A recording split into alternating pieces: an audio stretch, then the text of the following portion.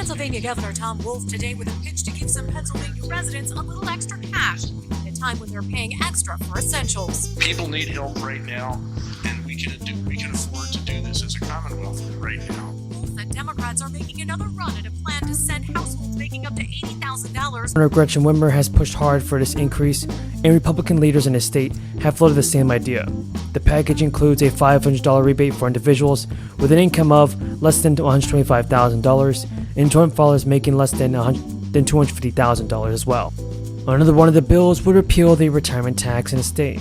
Earlier this year, Governor Whitmer said repealing the state retirement tax ban, repealing the retirement plan would save 500,000 Michigan households an average of $1,000 per year. Senate Republican Shelley Moore Capito has introduced separate legislation to overhaul the permitting process for energy projects, as Democrats debate a similar proposal agreed on by Chuck Schumer and Manchin.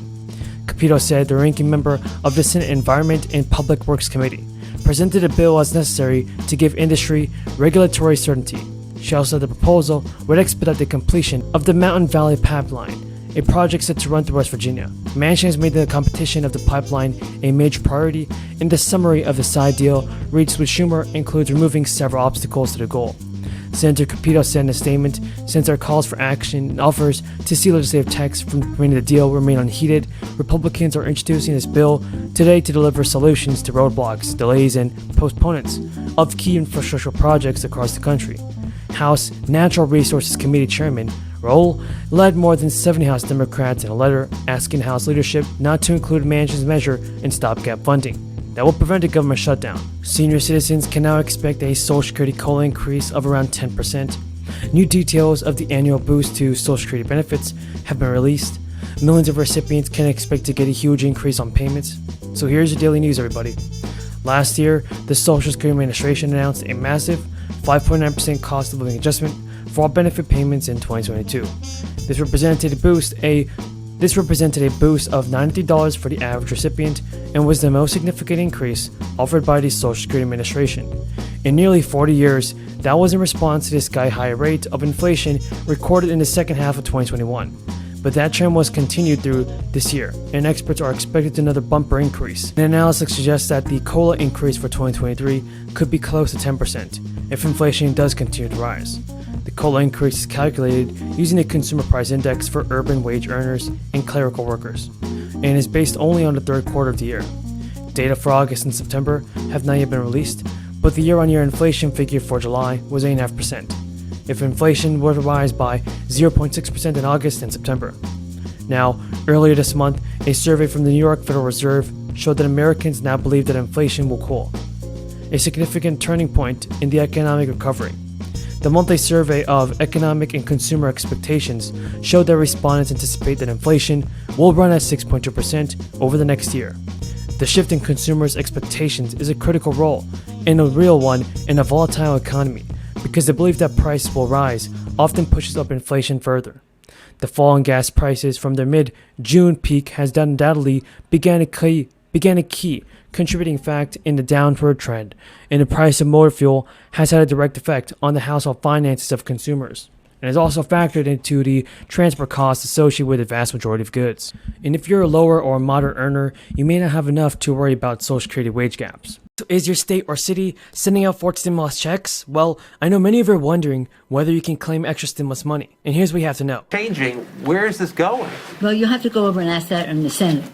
But we do believe that what we call the For the People Act, and now called the Freedom to Vote Act, is a bill that very much had the input of Senator Manchin. If you're on Social Security, SSI, SSDI, RRB, or VA beneficiaries, continue watching this video to get the latest scoop on the most important stimulus check and Social Security news. Here it is, folks. Stimulus checks have definitely been a financial lifeline for many Americans during the crisis. So, it is really great to know that the relief payments are now back in multiple states across the country. Many of you are also wondering if you qualify for a new stimulus check. These are stimulus payments from state governments that have decided to take action for residents. Now, certain states like California have sent out monthly stimulus checks, and also in the Sunshine State of Florida, it has also been confirmed that they'll be sending out a payment of up to $1,100 to first responders and educators. That's including teachers and principals. If you live in Florida, you could receive an additional $2,000 stimulus check or $1,000 stimulus check, depending on your job. If you live in Georgia, you could also get $1,000 stimulus checks. If you live in Maine, you can receive up to $825, up to $285 if you are a Maine resident. And also Maryland, Marylanders can expect to receive a check of $300. If you live in New Mexico, you can get up to $750 of a stimulus check. This is as long as you didn't qualify for federal crisis stimulus payments, all done in the past. But let's not forget this, 36 million Americans are still facing poverty, as Congress has not reinstated the expanded monthly child tax credit payments. For the last 6 months, 36 million families, folks, have been receiving these monthly checks from the IRS. All right, you happy? All right. She ends up paying the same amount into the Social Security Trust Fund as he does. Okay, so he's paying 6.2%. She's going to pay a much smaller percentage. If President Biden's bill is passed, families will receive a child tax credit payment this January. But the bad news is that the Build Back Better bill is still in limbo. It's hanging in the balance. It's so disappointing to see that lawmakers are not trying their best to get these relief payments reinstated. Although the child tax credit payments have temporarily stopped, grocery prices still haven't. The reality is that the payments have really helped millions of families stay afloat. And it cannot be paused right now, especially as the crisis continues to worsen. In 2021, the enhanced program was projected to increase consumer spending by $27 billion. But as families cut down their spending, a stimulus check can also be sent out. In all their lives. That is unfair. That is unjust. That is flat out wrong. When we're a body that can pass out trillions of dollars of tax cuts to the nation's wealthiest 1%, and yet we can't take care of people who have paid into the system because Congress has not fulfilled its obligation and responsibility. Now is the time to act. And under Democratic leadership, that will take place. People say to me often, well, what's different? What's different is we have a Democratic House, a Democratic Senate, and most importantly, a president who believes that this is a sacred trust. A president also, as Matt Cartwright knows, has said, look, we're going to end WEP and GPO. And for your listeners and for your viewers, what that means for all you school teachers, for your firefighters, for you police officers, for your municipal employees, that were penalized under a system, who have worked hard and played by the rules, the president has called for its repeal. And that means benefits flowing to people that who rightfully deserve and should rightfully get them. I would add that that's been a bipartisan support here in the Congress, and we do have bipartisan support for this bill across the nation.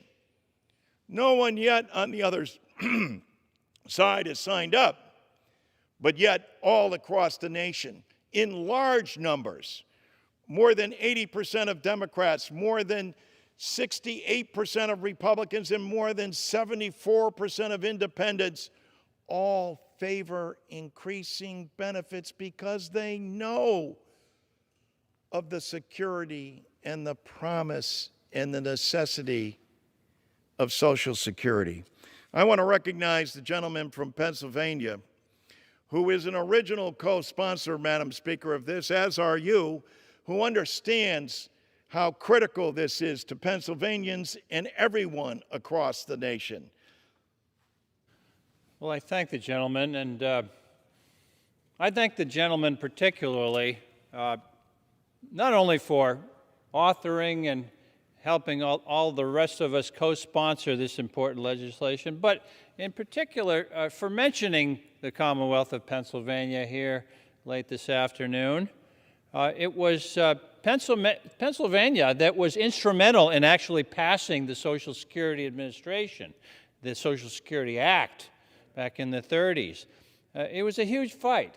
It was a time when Republicans called the concept of Social Security, Madam Speaker, communism.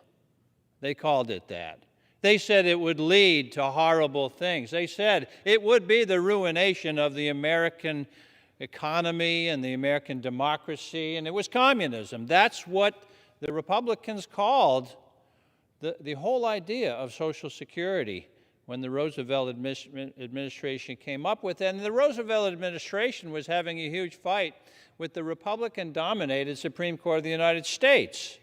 And they were against it. And they kept ruling that Roosevelt's programs, National Labor Relations Act, all of these programs that Roosevelt came, Securities and Exchange Commission, all of these programs that Roosevelt came up with to try to work our way out of the Great Depression, the Supreme Court was invalidating as unconstitutional under the Commerce Clause. And it was actually a member of the United States Supreme Court, a Republican member, named Owen J. Roberts, who saved the day, Congressman Larson. He saved the day because he changed his mind about the Commerce Clause and how it applied to the Social Security Act. Owen J. Roberts was a terrific trial lawyer from Philadelphia. He was a prosecutor. He was in the U.S. Attorney's Office, and he personally handled the Teapot Dome scandal. He prosecuted the criminals who perpetrated the Teapot Dome scandal back in the 20s. And his career flourished, and he started a law firm where I actually practiced for 2 years as a young lawyer myself in Philadelphia.